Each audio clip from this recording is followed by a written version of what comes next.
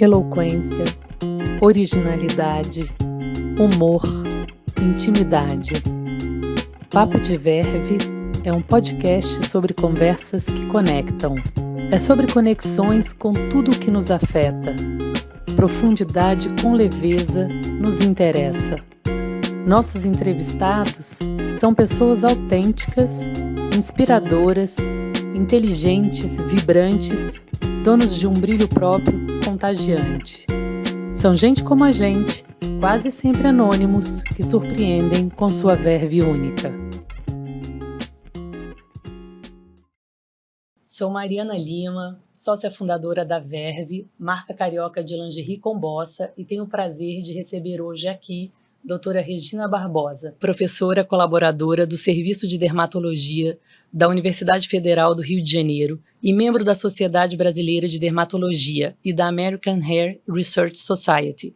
Formou-se há 33 anos também pela UFRJ, fez residência em pediatria e especializou-se em dermatologia.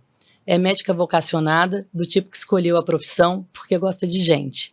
E é justamente por isso que tem andado preocupada com a crescente demanda em seu consultório por cuidados cada vez mais precoces com a beleza. E hoje a gente tem aqui uma pauta de conversar sobre estética, dermatologia, e espero poder trazer algumas dicas valiosas para os nossos ouvintes.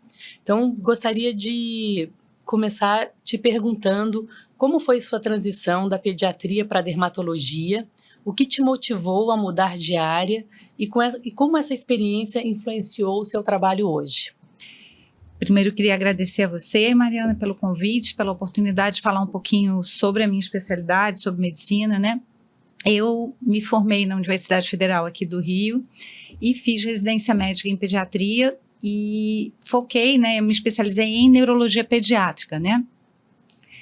E apesar de eu gostar muito de pediatria e de neurologia também, foi muito difícil, porque a neurologia realmente a gente pega doenças muito graves, com prognóstico muito ruim, e eu realmente tive dificuldade de lidar com perda de muitos pacientes, né? Eu me sentia meio que assim, nossa, os pacientes não ficam curados, né? Assim, é um trabalho sem dúvida nenhuma importantíssimo, mas eu percebi que eu ia sofrer muito vivendo com essa especialidade no dia a dia, né? E lá no fundão, na neurologia infantil, funcionava junto o ambulatório de dermato, né? Com o professor Inácio Obadia, que chegava muito cedo, e eu ficava com ele. E aí eu comecei a ver muita coisa de dermatologia e comecei a achar que era isso que eu queria, né? Uma especialidade que muitas vezes a gente consegue, se não oferecer a cura, mas pelo menos o controle, né, das doenças, e assim, eu me identifiquei muito com a especialidade. E aí resolvi começar tudo de novo e fazer especialização em dermato, começar tudo outra vez, né? E já exerço a dermato há muitos anos e sou muito feliz dentro da minha especialidade, né? Ai, que bacana. Então, eu vou aproveitar e pedir para você contar um pouquinho da sua experiência como médica voluntária. Eu sei que você já participou mais de uma vez de programas de médicos voluntários e queria saber como isso te transformou, não só como pessoa, mas como médica. Eu acho que, assim, é uma experiência que todo médico deveria ter, né? No início de carreira, é sempre tudo muito difícil, né? Você trabalha muito até você ter uma clientela, até você ter um bom emprego, então a gente não tem muito tempo, né?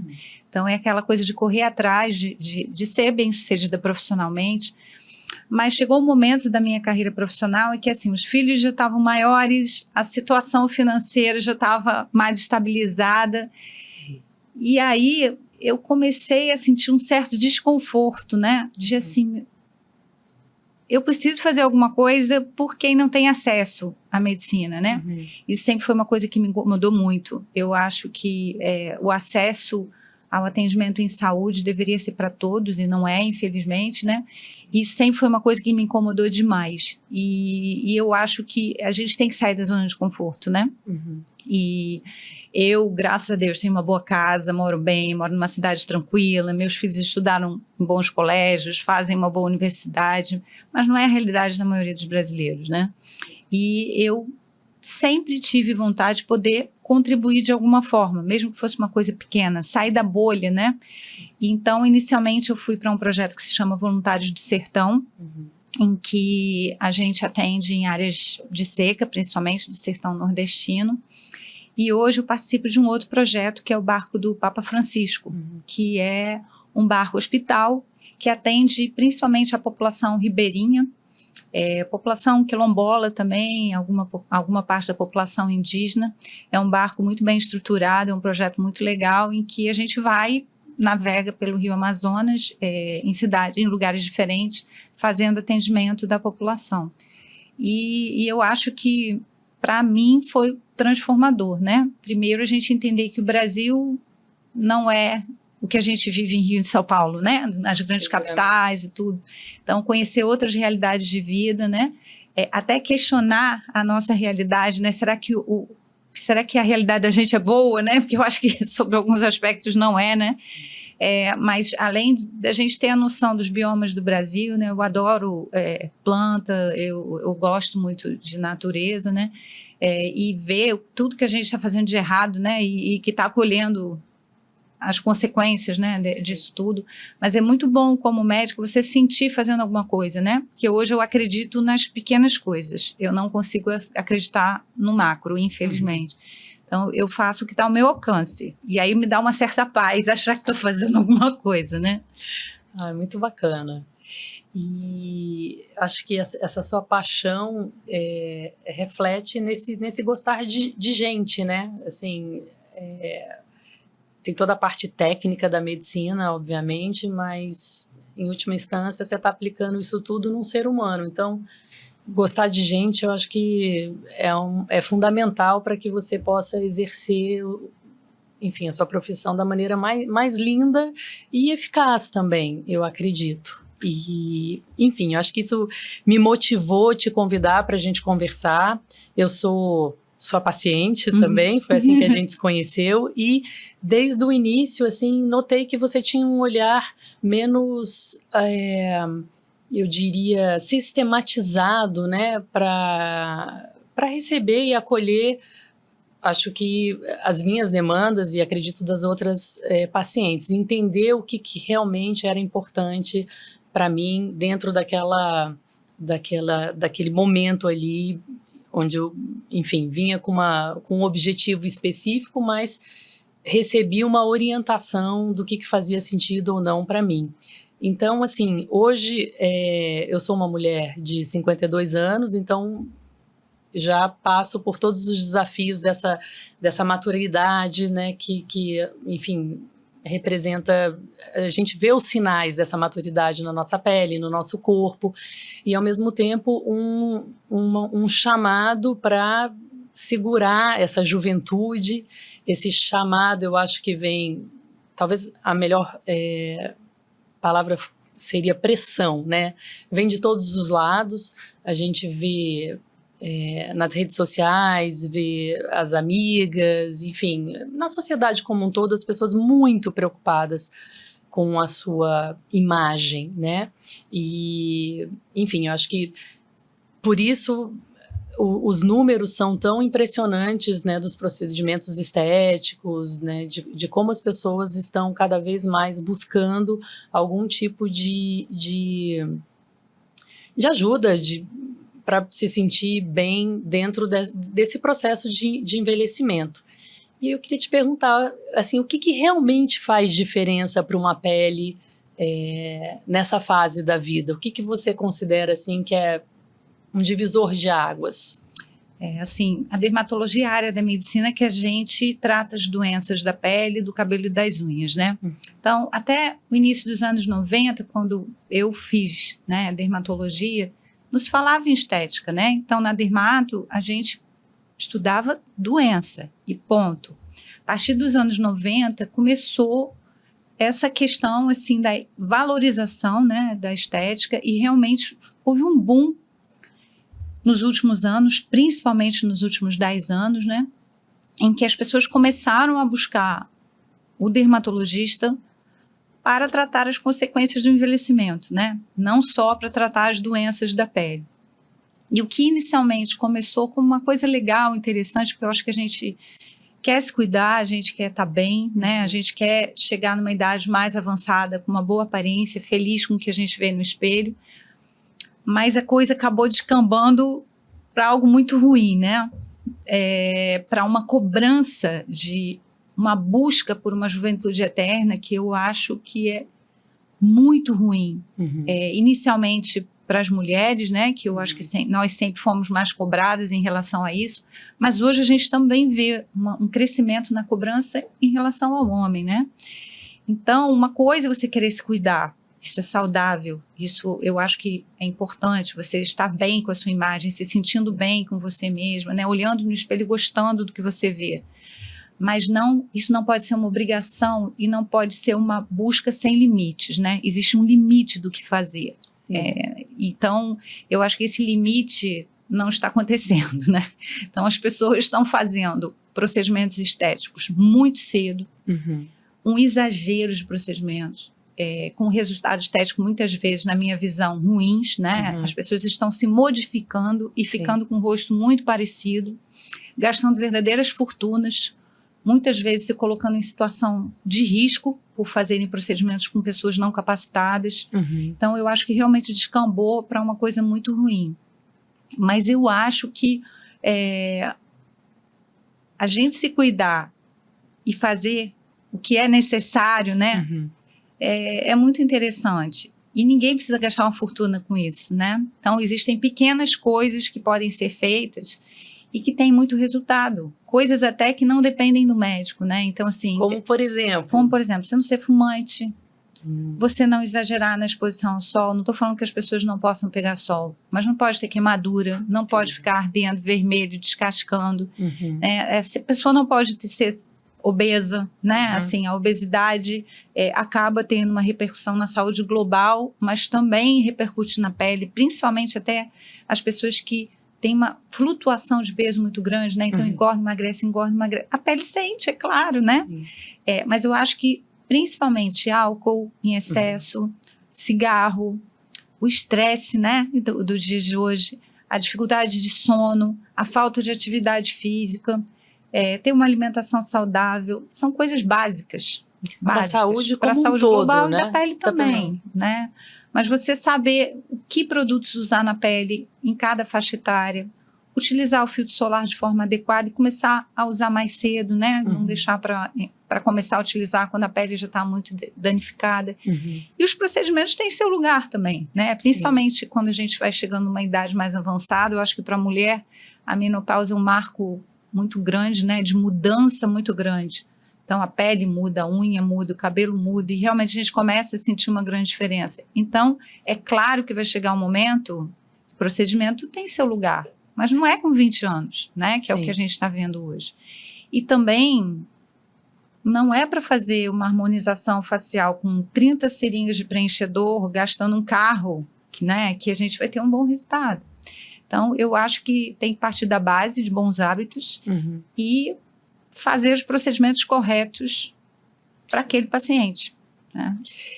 E por falar em procedimentos corretos, assim, você pega no seu consultório exageros, pessoas que chegam de outros consultórios, enfim, e onde claramente procedimentos não foram bem sucedidos e a pessoa quer reverter? Sim, muito, né? Muito. Então, do mesmo jeito que a gente vê que muitas pessoas buscam procedimento, né? Infelizmente, às vezes fazem por impulso e depois, quando se olham, não gostam. Estão felizes. E às vezes, o que é pior, né? Às vezes não é uma busca só porque não gostou do resultado estético, complicação mesmo, né? Sim. De infecção, de obstrução arterial, né? E, enfim, existem muitas coisas que podem acontecer dentro de um procedimento estético e que, às vezes, as pessoas não são esclarecidas em relação aos riscos, né? E também, às vezes, não fazem com um profissional que seja capacitado para isso. Mas também a gente pega muito pessoas que fizeram e falaram assim, não gostei, assim, não ficou com o que eu imaginava, né? E isso acontece com bastante frequência. Entendi. E que dica você dá, então, para as pessoas que pretendem, desejam se submeter a algum procedimento desses estéticos, para que elas o façam de maneira segura e, na medida do possível, também controlem esses efeitos indesejáveis, assim, até acredito que você fazer um procedimento e não se reconhecer deve ter tido uma dose de exagero, né? Então, assim, o que é essa boa medida? Quais seriam as sugestões para que as pessoas, enfim, se preservassem mais, cuidassem mais da escolha, não só do que fazer, mas com quem fazer e em que intensidade fazer? Eu acho que, assim, a palavra que eu queria deixar aqui é segurança, né? O que vem em primeiro lugar é segurança. Antes da beleza vem a segurança, né? Verdade. Então, eu acho que, assim, não se coloque numa situação de risco, nunca, por estética, né? Que a gente vê muito isso, infelizmente, né? Em procedimentos cirúrgicos também. Escolha um bom profissional. Como que a gente escolhe um bom profissional, né? Não é por rede social, né? Tem muita gente que tem uma rede social maravilhosa, super bem produzida, com uma assessoria de marketing maravilhosa, com muito glamour, e que não tem uma boa formação, né? Então, eu acho que é muito importante que você tenha alguma referência, que tenha alguém conhecido que já fez, e que você já foi, conheceu o profissional. Nunca marque um procedimento, cheguei, olha, estou ligando, eu quero marcar para fazer tal procedimento. E a pessoa concorda sem nunca ter te visto. Ela não pode marcar um procedimento para você sem nunca ter te examinado, né? Então, desconfie quando isso acontecer. Desconfie de valores enormes, altíssimos de procedimentos. Cheque se o profissional faz parte, no caso da dermatologia, né? Se é membro da Sociedade Brasileira de Dermatologia. Mas eu acho que é muito importante, antes, passar por uma consulta com um profissional e a gente sentir, né? Como é o atendimento. Um profissional correto vai te ouvir, vai te examinar, vai colher a tua história, vai saber se você tem alguma doença de base, se você usa algum medicamento que contraindica algum procedimento, e vai te dizer, você deve fazer isso, mas não faça aquilo. Ele não tem que concordar com você em tudo, né? O profissional é ele. Então, às vezes, o que o paciente busca não é possível ou não vai ficar bom. Então, a gente tem que dizer não também. Sim. Né? Então, eu acho que esses são os principais cuidados que a gente tem que ter na escolha. Perfeito. E, doutora Regina, existe um limite saudável na busca por procedimentos estéticos?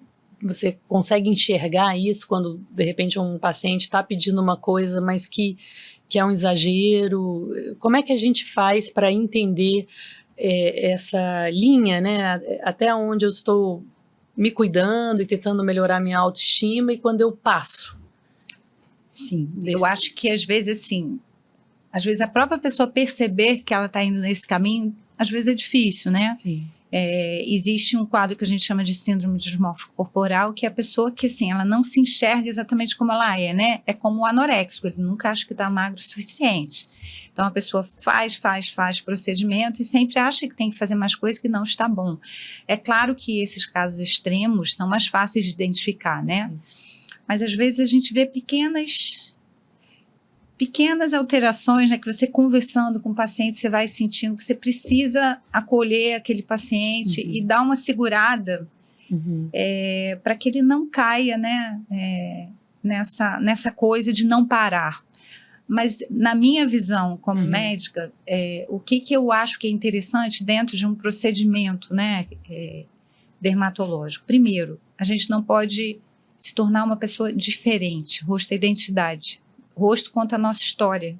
Uma coisa é você estar com o rosto bem cuidado, bem tratado, você melhorar as rugas, isso tá ótimo. Mas você não pode olhar e você ser uma pessoa completamente diferente, né? Não se reconhecer. Não se reconhecer. Ah, não, porque agora todo mundo tem que ter um lábio enorme. Não, um lábio enorme não vai ficar bom para todo mundo, né? Assim, então, eu acho isso, não é para a gente se modificar. Na minha visão, isso não é beleza. Até porque beleza é um conceito, né? Se você perguntar o que é beleza no Brasil, vão te dizer uma coisa num estado, outra coisa em outro estado, em outro país o conceito de beleza é diferente. Outro. Então, beleza é múltiplo. Então, você não pode achar que todo mundo tem que ter o mesmo padrão. Hoje, o que eu vejo muito? Os lábios enormes, uma maçã do rosto, aquelas bolotas no rosto, né? Agora, o homem tem que ter queixo quadrado. Então, assim, todo mundo igual, parece linha de montagem. Então, hoje tem-se o discurso da diversidade, né, em tudo, mas na estética as pessoas não buscam diversidade, Sim. né? Um copia o outro, né? E eu acho que as redes sociais têm um papel muito grande nisso também, né? Infelizmente, né?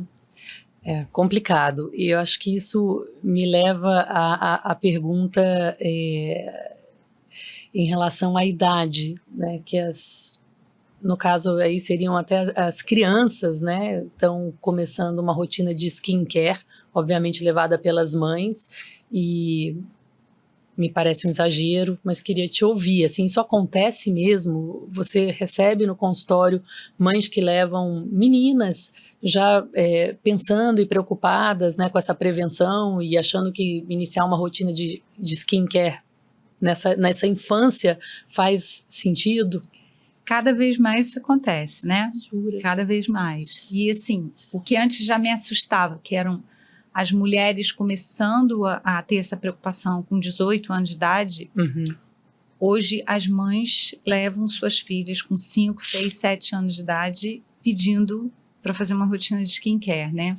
E eu acho isso assustador, né? Assim, isso acontecer na infância, né? Sim. E muitas vezes as crianças hoje têm uma questão com a tecnologia, né, muito grande, tem muitos influenciadores que atingem o público infantil e que vendem produtos e que vendem muitas coisas, né, assim, máscara, hidratante, e as crianças vêm e pedem para os pais, né? Então, é um fenômeno crescente, né? Na verdade, é um novo mercado, né? O mercado da estética da mulher, eu acho que já deu tudo que tinha que dar, né? Já vende o que tem que vender. Do homem já aumentou bastante. E agora está investindo na criança, né? Então, eu acho que é papel da gente, enquanto profissional de saúde, colocar as coisas no lugar, né? Criança é criança. Não é para ter preocupação com estética, né? Que ideia e que idade seria interessante começar a ter alguma preocupação? Eu acho que no início da adolescência, às vezes começa o problema de acne, pele muito oleosa. Aí você dá uma orientação em relação a como cuidar de uma pele oleosa. Já começa a ter algum sentido. Mas na infância, realmente não tem sentido, né? A não ser que a criança tenha alguma patologia, né? Assim, sofreu um acidente, ficou com uma deformidade de face, alguma assimetria. É diferente, né? Ou a criança tem uma alergia, uma dermatite atópica, precisa usar um hidratante especial, usar algum produto diferente. Mas fora isso, criança é criança, né? Deveria ser. Né? Mas infelizmente é uma realidade. Uma pena. E como é que você faz quando recebe eu esse acho tipo assim, de paciente? Quando no início me dá vontade de sacudir os pais, né? E falar assim, que isso, né? Mas eu acho que o que acontece?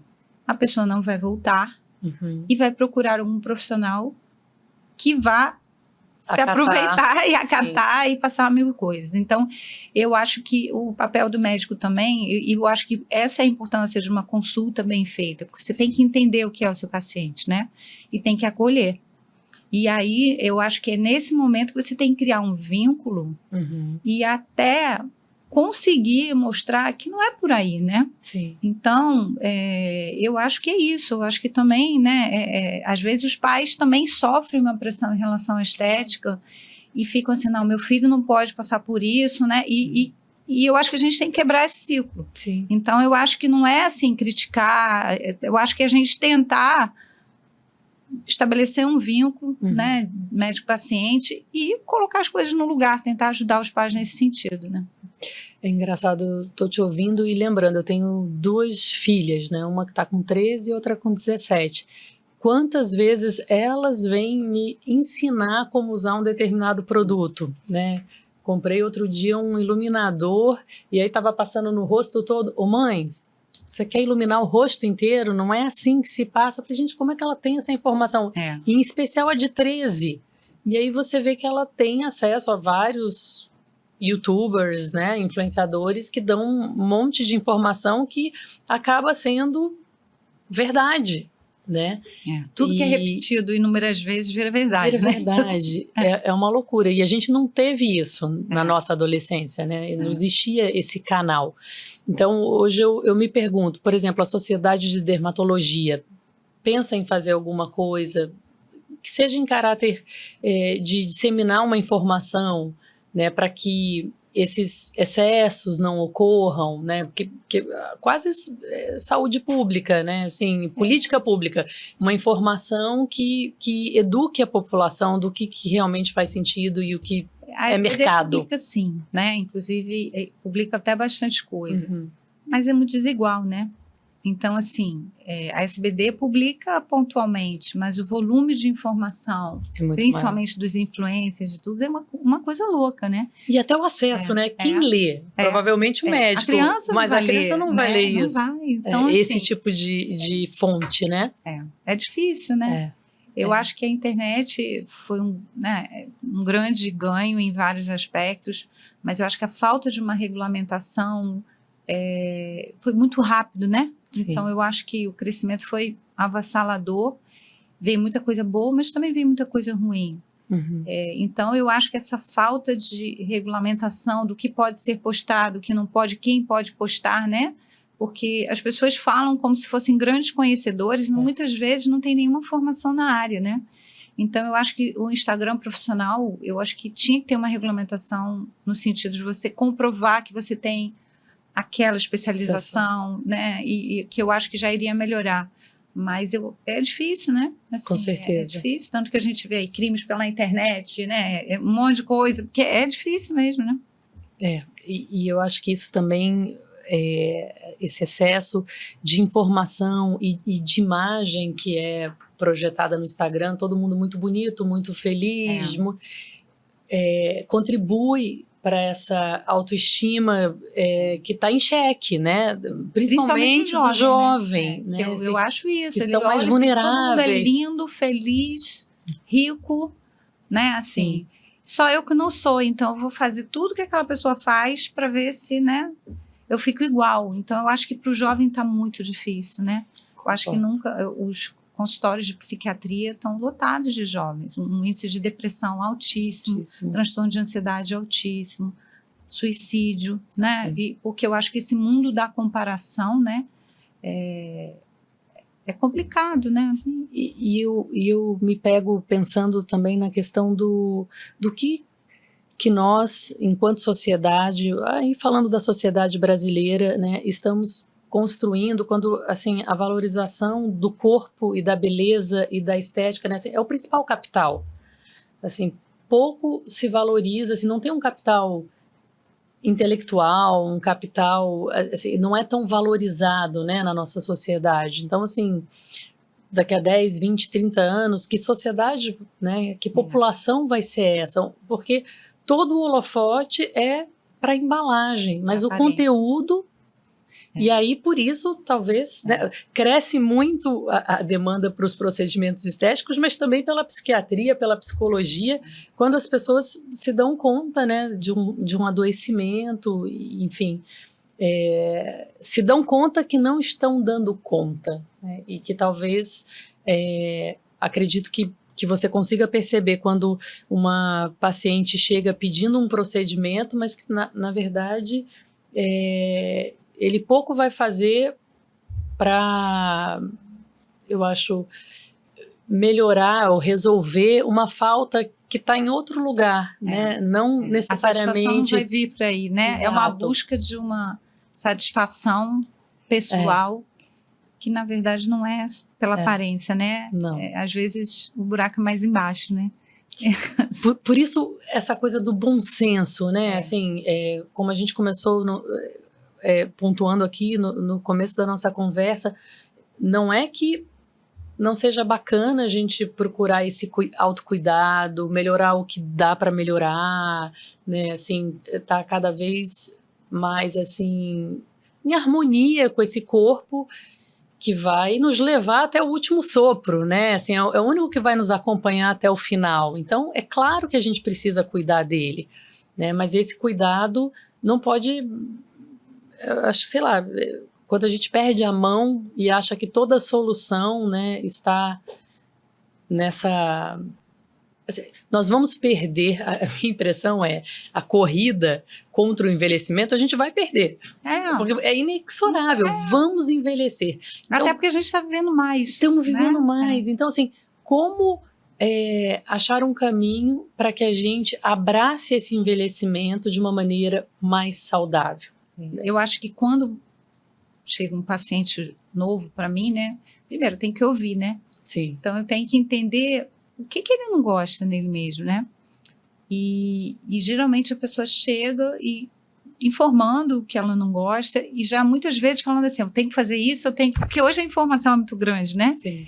E aí, eu enquanto profissional, além de ouvir, eu tenho, né, que dar a minha opinião, né, sobre o assunto, o que vale a pena, o que não vale a pena, o que é o procedimento, porque muitas vezes as pessoas não têm noção do que é o procedimento, dos riscos que estão envolvidos, né? Tem coisas que são mais simples, mas tem procedimentos que envolvem um risco maior, né? Então, eu acho que tudo isso tem que ser conversado e muito bem explicado. E a partir dali, né, você criar um tratamento para aquela pessoa, né? Sim. Esse tratamento tem que ser individualizado. Eu acho que esse é o grande problema hoje em dia, né? Você tem que avaliar caso a caso, não tem que ser um padrão para todo mundo, né? E com esse crescimento de franquia, de um monte de coisa, que você chega e faz-se dentro de um padrão, e esse padrão não vai ficar bom para muita gente, né? Sim. Então, acho que esse é um erro também muito frequente, né? Isso é um bom ponto. Não é industrial, né? Não é linha de montagem. Linha de montagem, esse é o termo. Não é linha de montagem. E por falar nisso, quais são os mitos mais comuns nas promessas de resultados não invasivos? Primeiro que assim, não invasivos não é bem a palavra, né? A gente pode até dizer assim, minimamente invasivos. Minimamente invasivos. É diferente de uma cirurgia plástica, por exemplo. Mas muitas vezes os procedimentos vão envolver o uso de agulha, uso de uma cânula, injeção de produtos, de materiais que podem causar algum tipo de reação, né? Então, existe alguma invasão, né? Então, mas assim, a gente, médico, está acostumado, porque dentro do ato médico, muitos procedimentos você tem alguma invasão, né? Sim. Mas, para isso, existe uma capacitação, né? Então, você tem que ter uma capacitação que não é de uma semana, que não é de um curso online, que é de uma preparação longa, porque o paciente não é cobaia, né? Então, assim, quando a gente vai executar um procedimento, a gente tem que estar seguro para fazer. Então, eu acho que isso tem que ser esclarecido, né? E segurança, sempre em primeiro lugar. Existem riscos, sim, nos procedimentos estéticos. É a mesma coisa você fazer uma grande cirurgia? Óbvio que não, mas envolve algum risco. Então, é fundamental que você esteja com alguém que seja um bom profissional, que use o material adequado, né? Assim, desconfie quando o preço for muito fora do preço de mercado. Para baixo, né? ou para cima. Para baixo ou para cima, né? Principalmente para baixo, né? Sim, porque um bom material tem um custo, né? Um bom equipamento tem um custo. E eu acho que é isso, eu acho que você sentir o perfil também, enquanto paciente, você observar o profissional que está te atendendo, né? A gente percebe determinadas coisas, né? Então, a grande mensagem que eu quero é segurança, sabe? Porque a gente vê muita coisa acontecendo, apesar de volta e meia na mídia aparecerem casos, né? De complicações, de coisas sérias, até coisas muito sérias, mas as pessoas continuam fazendo... às vezes em lugares que, assim, meu Deus, como é que a pessoa foi, né? Assim, se sujeitou a isso, né? O nível de desespero ou de desinformação, né? Que mas você eu acho acha que é muito isso, assim, é a cobrança, né? Que hoje é louca em relação à estética, né? É muito forte. É muito. Eu estava outro dia comentando numa roda que até dentro do seu meio, né, assim, vai ter sempre alguém que vai estar em dia com o que há de mais moderno, né, na medicina para poder melhorar, e o outro que vai falar, não preciso, isso não. E qual é a sua medida, né? Porque acho que essa pergunta é chave. E a resposta não é muito fácil, né? Deixa o meu cabelo ficar branco ou pinto? Preciso fazer um procedimento para levantar o rosto agora? Não vou fazer nunca? com certeza... Isso é muito pessoal, né, Maria? Exato. Então, assim, eu, por exemplo, eu detesto cabelo branco. Para mim, né? Eu pinto sempre. Uhum. Mas para outra pessoa, talvez para ela esteja ok. Sim. Então, assim, a outra pessoa está errada? Não. Então, ela não pinta e eu pinto. Sim. É assim que a coisa funciona, né? Mas eu acho que isso tem a ver com se conhecer, né? Então, assim, o que realmente é importante para mim, o que eu dou conta, o que eu carrego, o que eu não dou conta. E aí eu acho que nesse momento onde as pessoas se conhecem menos, fazem mergulhos... As pessoas estão muito infelizes, insatisfeitas, né? Então, acho que vai muito disso também. É uma busca, talvez tentar ficar um pouco mais feliz consigo mesmo através de um procedimento, mas aí não vai ser isso que vai resolver, né? E eu acho também que uma outra coisa legal, né, quando você vai escolher um profissional, olhe para o seu profissional, né? Então, assim, se você chega uma pessoa que está todo exagerado e você não quer esse exagero, é um sinal. Já é um sinal. É verdade. Né? Então, assim, eu sou dermatologista, né? Assim, tenho quase 60 anos, faço procedimento em mim? Faço. Mas eu não tô com uma boca desse tamanho. Então, assim, o meu paciente olha para mim e já tem uma noção do meu perfil, né? Sim, então, eu acho que também é isso. Olha para quem faz o procedimento em você, né? Acho que essa é uma boa dica também. Excelente dica. Mas me conta uma coisa, falando desse bastidor de consultório, né? Você mencionou que já atendeu pessoas com complicações, acho que você comentou uma vez de complicações de preenchimento, né? Que virou uma coisa muito comum. Você pode contar algum desses casos? Como é que você lidou? Assim, nossa, tão muitos, mas assim, o que a gente mais vê complicação, sem dúvida nenhuma, é preenchimento, né? Botox, por exemplo, que é uma coisa que muita gente faz, a toxina botulínica, pode ter complicação? Pode, mas é mais tranquilo, porque a toxina ela dura alguns meses, depois o efeito passa, né? Então, mesmo que haja algum erro de aplicação, que fica assimétrico, não costuma deixar sequelas mais sérias, né? Entendi. Laser, a gente vê às vezes queimadura com laser e tudo, então assim, já peguei queimaduras sérias com laser, principalmente lasers de depilação, né? Mas preenchimento, sem dúvida nenhuma, é o que a gente mais vê de complicação no dia a dia de consultório, né? E é reversível? Nem sempre, né? Então, de um modo geral, os preenchedores são à base de ácido hialurônico, né? Que é um material mais seguro para preencher, né? E é um material que você tem como tirar usando uma substância que se chama hialuronidase, né? Muitas vezes você vai fazer isso guiado por ultrassom e tudo. O preenchimento é um material viscoso, né? Então, quando você injeta, você pode, por exemplo, injetar dentro de uma artéria. Se você injeta dentro de uma artéria, você vai obstruir aquela artéria, né? E aí pode haver uma necrose da pele por falta de oxigênio naquela região.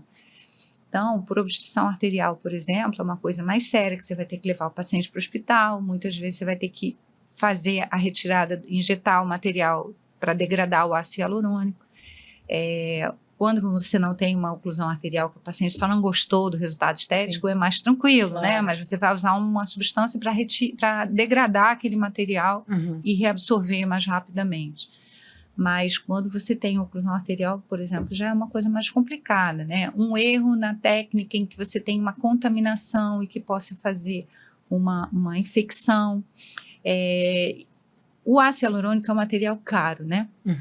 Então, é um material que, infelizmente, a gente vê às vezes na mídia e às vezes pega no consultório. Pessoas acham que fizeram um preenchimento com ácido hialurônico e, na verdade, não foi o ácido hialurônico usado. Nossa. Não foi usado um outro material, por exemplo, que é o PMMA, que só sai cirurgicamente, né? Certo. Então, às vezes o paciente chega para a gente, eu quero que você tire. Você não sabe o material que foi usado. Ele falou, não, é ácido hialurônico. Mas se não for, então você vai ter que mandar para fazer ultrassom, para tentar identificar o material. Enfim, não é uma coisa tão simples. Sim. Então, por isso que é muito importante procurar a segurança, né? Sim. No final do ano passado, eu atendi uma paciente bem jovem, 26 anos, tinha acabado de ter bebê e resolveu fazer um procedimento para celulite, que se chama subcisão, em que você descola a pele, porque às vezes a celulite fica aquela depressão, né? Sim. Aquele buraco, né? Sim. E aí ela me disse que tinha feito uma subcisão e que tinha ficado uma mancha no lugar, que tinha ido lá para saber se poderia tirar com laser. E aí eu perguntei, mas você pegou sol? Porque quando faz hematoma não pode pegar sol, porque é mancha, né? Não peguei sol. Falei, mas você fez só subcisão? Só. Preencheu com alguma coisa, que às vezes preenche com ácido hialurônico, né? Não preenchi. Tarará. Quando eu fui examinar, no que eu botei a mão, vi que tinha preenchedor. Aí eu falei, tem preenchedor aqui. Não tem. Tinha, né? Aí, resumindo. Mas ela não sabia que tinha sido... Ela disse que não sabia. Tá. E aí, era um material que se chama hidrogel, que é muito complicado para fazer remoção cirúrgica, né? Então, assim, uma pessoa jovem e que teria que fazer procedimentos cirúrgicos, que vai ficar com cicatriz. Então, assim, é triste, né? É triste. Principalmente, desnecessário passar por tudo isso, né? Uma pessoa jovem, linda, que não precisava nem ter feito a subcisão. Sim. E aconteceu, né? Acho que essa busca pela perfeição, né? A dificuldade de aceitar, mais que aceitar, acolher o que a gente tem, né? Fora de um padrão idealizado, estético, vendido, prometido, sei lá, é o que mais me chama a atenção, assim. Em mim, nas amigas, na sociedade como um todo, né? Como a gente vive em busca dessa perfeição e isso não é real, né? Assim, não é. Totalmente fora da realidade de todo mundo. Muito né? complicado. E uma coisa que eu também sempre falo muito, desconfia, assim, médico tem que ter medo. Por quê? Eu acho que quanto mais o tempo passa, mais a gente percebe que a gente sabe pouco. Quanto mais tempo você tem de exercício da profissão, mais você estuda, mais você percebe que você não sabe nada, né? Então, aquelas pessoas que acabaram de se formar e já acham que são super, ultra experts em tudo, cuidado, né? Porque, assim, e principalmente quando a gente está falando de estética, você está lidando com um paciente saudável, que não tem doença nenhuma. Então, você não pode provocar uma doença, né? É iatrogenia. Então, eu acho que o profissional, seja em que área for, né, não só na medicina, que acha que já sabe tudo, não tá bom, né? Não. Então, né, um bom sinal de alerta um bom sinal de alerta. E falando em sinal de alerta, me diz assim, quando você percebe, né, qual seria um sinal que indicaria uma pessoa que está com desejo por uma juventude ou por enfim, um procedimento X ou Y, que você acha que está fora do que é razoável e talvez saudável e seguro até. Existem sinais? Eu acho que assim, quando é uma coisa mais gritante é fácil, né? Sim. Mas eu acho que por isso que eu nunca vou marcar um procedimento de uma pessoa que eu não conheça, né? Sim. Porque eu acho que você tem que sentir, você tem que ouvir, né? Você tem que ouvir, tem que tentar entender. Eu acho que o que os médicos antigos, com tão pouco recurso, conseguiam fazer muita coisa, né? Porque muitas vezes o paciente só precisa de alguém que escute, né? E você tem que entender como é a vida dele, no que ele trabalha, onde ele mora, quais são as demandas que ele tem de exigência no trabalho dele, para você até tentar entender por que ele se comporta daquele jeito, né? Mas eu acho que para a gente, principalmente se você olha para a pessoa e você vê nitidamente, puxa, essa pessoa não precisa fazer nada, e ela continua achando que ela tem que fazer umas coisas, ou quando ela começa a querer um resultado de alguém que ela admira. Eu quero a boca de fulano, eu quero o nariz de cicrano. Então, assim, isso não existe, né? O que fica bem para uma pessoa não quer dizer que no seu rosto vai ficar bom também, né? Então, eu acho que é isso, né? Mas eu acho que tem muito de feeling. E eu, pelo menos, eu acho que quando a gente identifica um paciente assim, a gente tem que tentar conseguir conquistar o paciente até para tirar ele desse modelo, né? Sim. Então, alguns pacientes vão precisar, às vezes, até de um apoio, de um psicólogo, né? E, às vezes, uma simples conversa. Eu acho que, na grande maioria das vezes, uma simples conversa. Que legal. Eu acho que, muitas vezes, você consegue quebrar esse ciclo, sabe? Bacana. Você já conseguiu reverter isso? Muitas vezes. Que bom. Muitas vezes. Agora, doutora Regina, falando do lado luz dessa história toda, essas novas tecnologias, assim, parece que toda hora tem uma novidade. Imagino que primeiro deve ser assim, um desafio se manter atualizada, né, com tanta coisa nova, assim, mas você tem uma prática para poder estar em dia com tudo que está surgindo? Como é que você faz para validar? Sem dúvida nenhuma, as coisas... Tem muita coisa legal, né? Sim. Então, e eu acho que é muito saudável que a gente se cuide. Então, assim, eu lembro da minha avó, com a minha idade, ela parecia minha avó. Sim. Eu não acho que ela... Eu acho que eu não tenho cara de vó. Sim. Então, assim, Com sem certeza dúvida nenhuma, foi legal, né? Sim. Esses ganhos que a gente teve em relação à tecnologia, da estética, né? Foram muito positivos. A gente só está usando mal, né? Sim. É muita coisa nova e o tempo inteiro. Dá um exemplo de uma Mas coisa não assim quer que não está dizer muito comum. Que necessariamente você tenha que fazer o que é mais novo, né? Entendi. Por quê? Porque quanto mais nova a tecnologia, geralmente mais caro, né? Sim. Tudo que chega de novo, geralmente vem com um preço mais alto. E às vezes você consegue um resultado igual ou semelhante com outro equipamento que não é a última geração do não sei o quê, né? Então, assim, as tecnologias de laser estão mudando muito, né? Eu acho que a grande dificuldade que a gente ainda tem é tratamento de flacidez em relação à estética, né?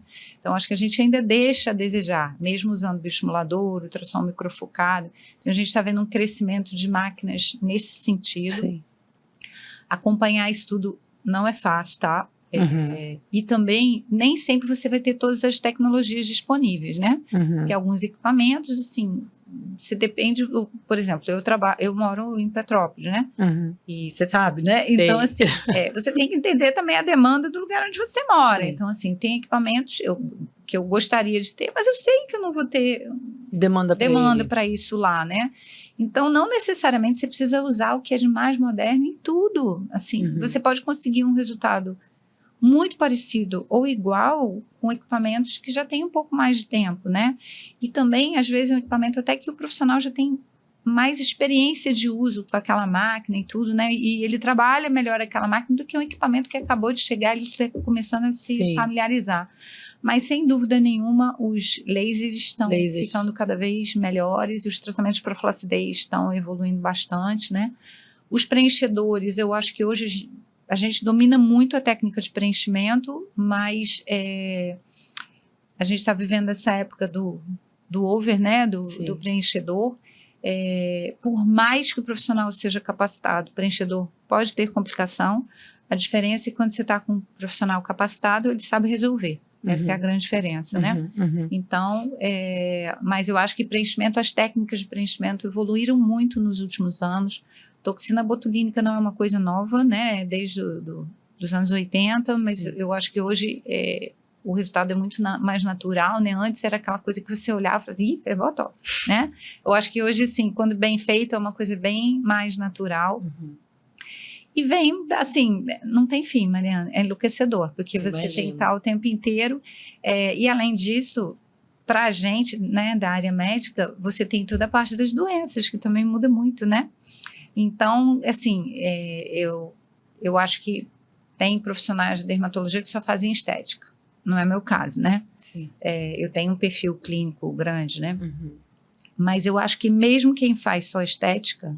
E tem pessoas que se formam para fazer só estética dentro Não, a formação é em dermatologia, mas tem gente que foca nisso e opta por só fazer. Mas na minha visão, assim, a gente é médico. Então, na minha opinião, quem é médico, dermatologista, mesmo que só faça estética, tem que saber diagnosticar a doença. Claro. Porque você pode até não querer tratar, mas você tem que identificar e encaminhar, né? Então, acho que você tem que estar em dia com a clínica também.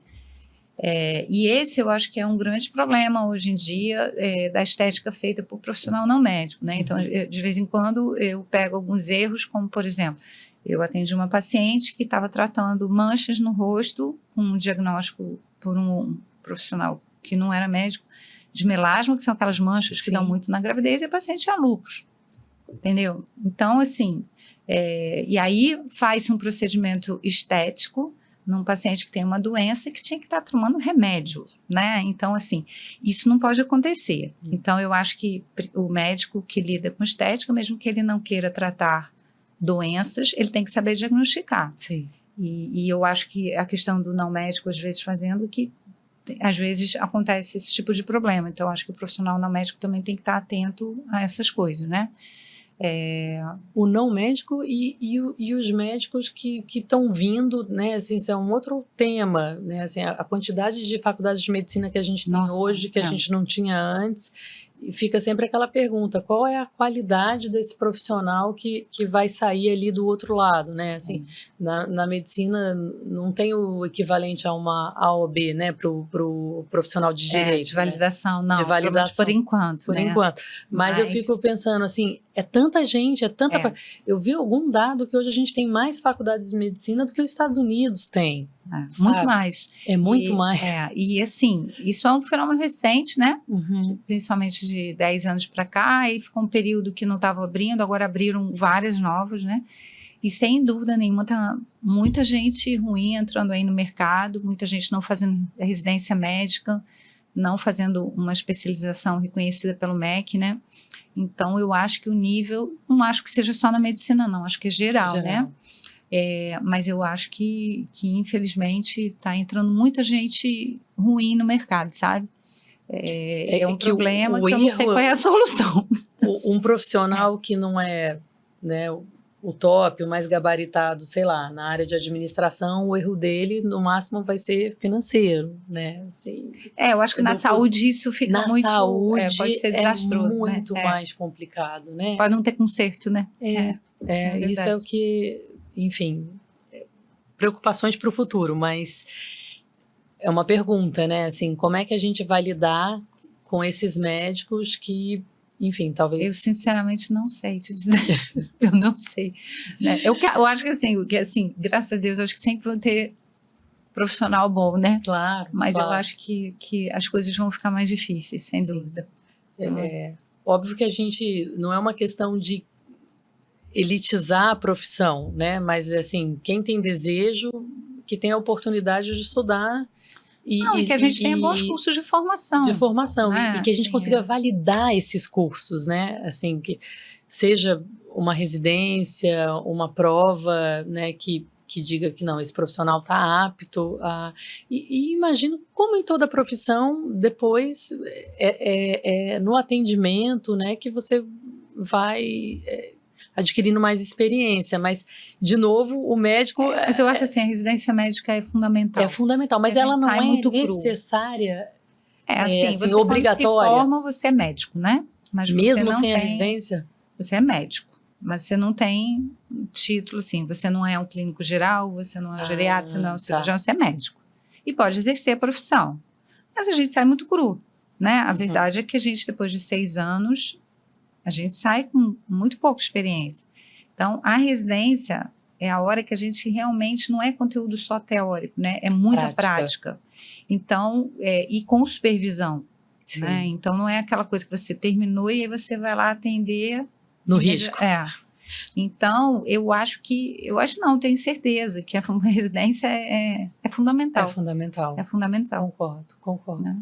Agora, doutora Regina, falando de uma coisa simples... E às vezes as pessoas dão pouco crédito ao simples, que eu acho uma pena.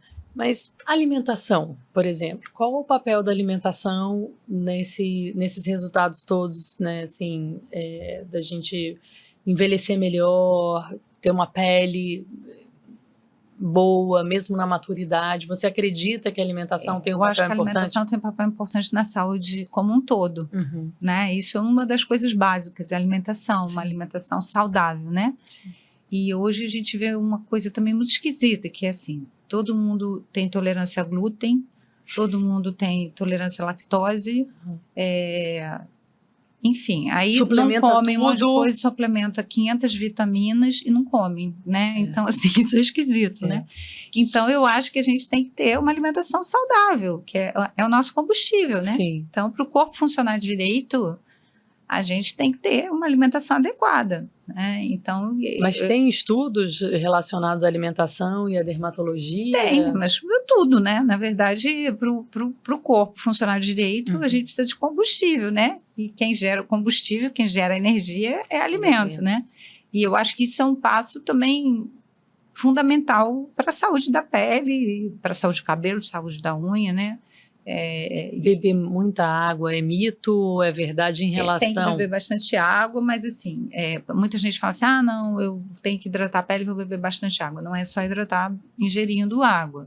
Sim. Muitas vezes a gente vai ter que utilizar alguma coisa tópica sobre a pele para ter uma hidratação adequada, principalmente quando a gente vai ficando mais velho, né?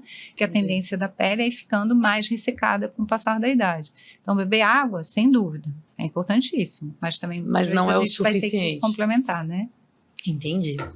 Bom, doutora Regina, eu tenho uma última pergunta e gostaria que você, assim, se pudesse prescrever uma dica preciosa para as mulheres que estão nos ouvindo, o que você diria?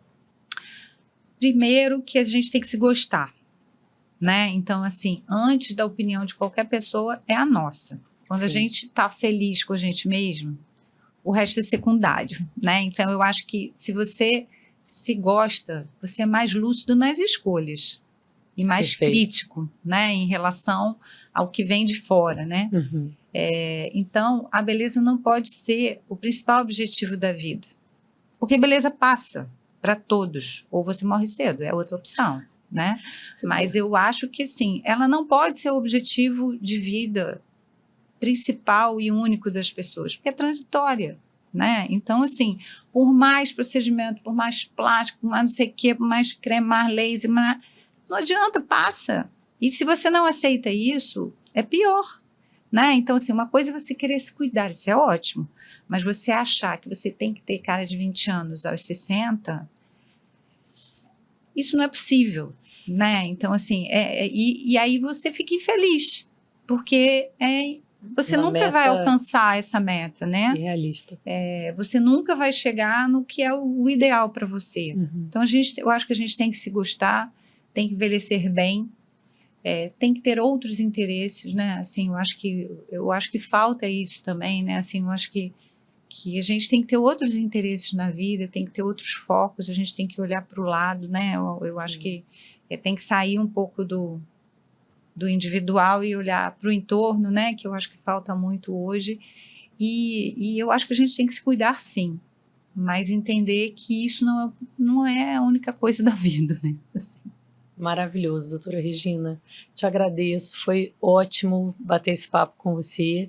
Acredito que todos que vão nos ouvir vão curtir tanto quanto eu espero.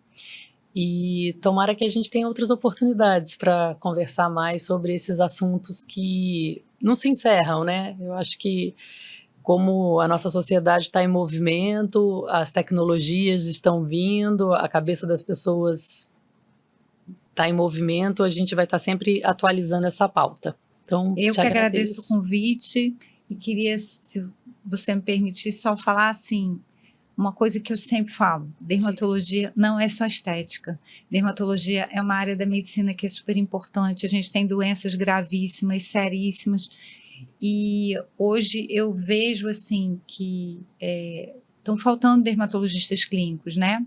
Que a estética tem essa sedução, mas a gente precisa de dermatologistas com um perfil mais clínico, porque são doenças extremamente comuns. A gente mora num país de clima quente, em que as pessoas pegam muito sol, né? Então, câncer de pele é muito frequente no nosso país, as doenças infecciosas são muito frequentes no nosso país, existem muitas doenças de pele gravíssimas, de difícil tratamento, né? Então, assim, e às vezes, pela falta de profissional, os diagnósticos são tardios, né?